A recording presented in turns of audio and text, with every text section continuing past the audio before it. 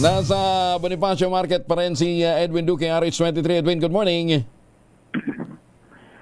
May muntag Gel, maambong umaga.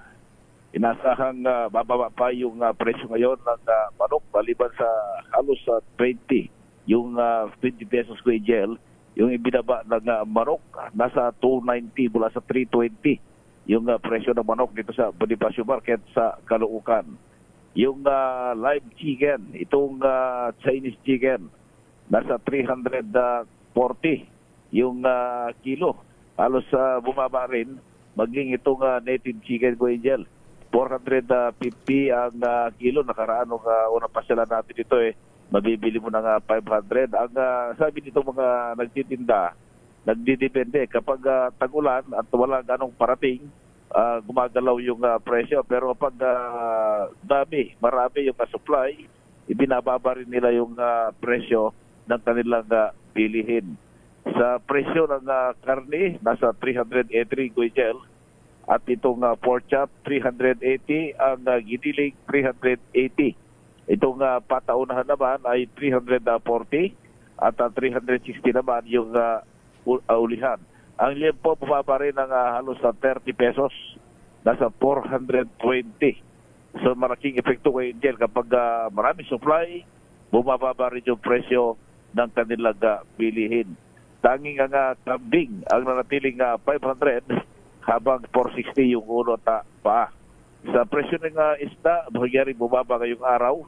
140 yung maliliit mula sa dating 160.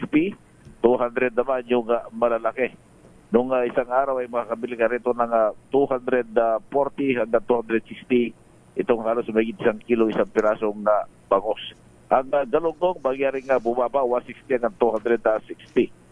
Yung presyo naman ng yellow pin, 160 hanggang 240. Ang tilapia, 170 hanggang 100 hanggang 200. Itong Batangas, habang natiling mababa pa rin yung presyo ng tilapia galing na Bulacan. Dahil meron na rin 40 yung pinakamaliit at meron 60 at yung kalakihan ay 70 pesos bawat kilo. Wala pa rin paggalaw ba yung presyo ng mga gulay at lalo itong kamatis mabibili pa rin ng 50 hanggang 60 at yung dating presyo nito ay dahil ang dahilan ng mga vendor din gel dahil tagulan, mabilis mabulok, kaya yung presyo ng mga gulay ay mataas pa rin sa ngayong panahon ng taga-ulan.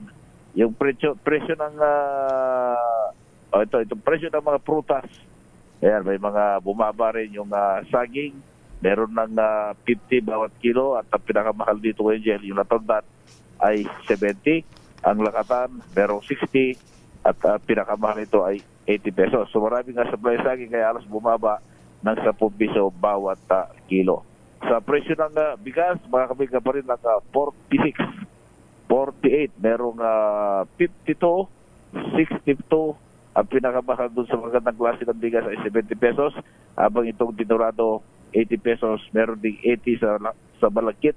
Ang pinakamahal itong magandang klase ng malagkit Angel ay mabibili mo pa rin ng 100 pesos bawat kilo. Yan, Angel, ating price monitoring report mula pa rin dito sa Bonifacio Market sa Caloocan na Resort. Edwin Duque nagulat sa DZRH. Una sa Pilipinas, una sa Pilipino.